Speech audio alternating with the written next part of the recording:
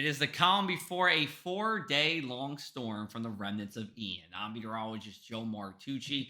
It all begins today as winds pick up throughout the day, and it'll be a stiff wind all the way until Tuesday here. Just minor damage, a few power outages, a tree branch or a tree limb could come down, but I don't anticipate anything even moderately significant here.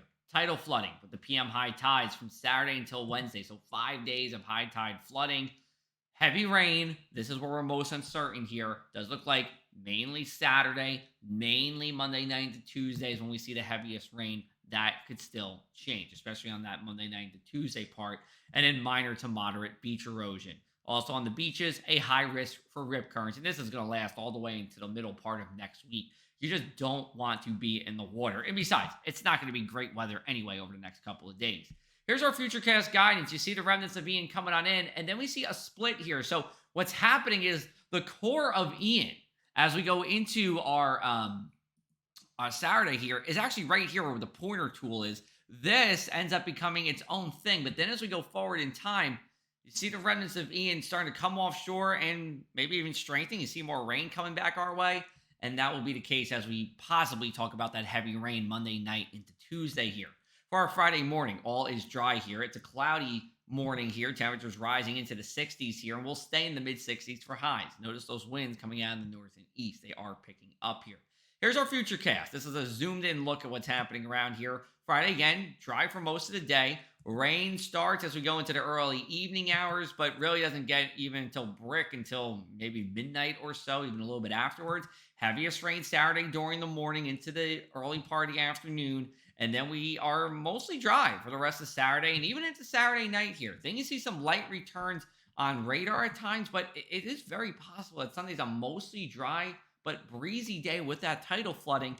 Rain, according to the European model, which is what we're looking at, comes back as we go into Sunday night. But Monday, you don't see a lot of those darker greens around. It's just a relatively light rain. The darker greens and the heavier rain comes on Tuesday here, and then it lasts for a good portion of the day, even strengthens some more as we go into Tuesday. Now, the GFS model is showing this much rain, between 2 to 3 inches along the shore, less inland. The European model, maybe more of 2 to 5 inches of rain along the shore, a little bit less inland. We need the rain. We're in drought, no doubt about it. But 4 or 5 inches of rain, that would cause some road, stream, and creek flooding issues here. We have to talk about the gusts, and that will help to drive in some of that coastal flooding coming from the north and east as we go into Friday here. It's gusty. I wouldn't say it's overly windy, but it is certainly gusty as we go into our Friday. Once you get above 45 miles an hour, that's when you start to see some issues. You see we're still staying in the 30s along the shore here, less inland.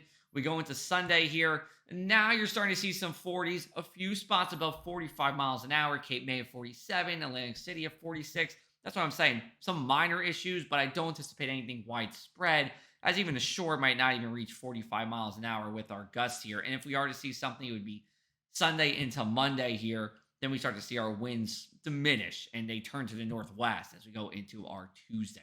So with the tidal flooding forecast, I like what I had all the way back on Wednesday, which is worst flooding will be Cape May and Atlantic counties, where we could get into moderate flood stage for Monday during the PM high tide.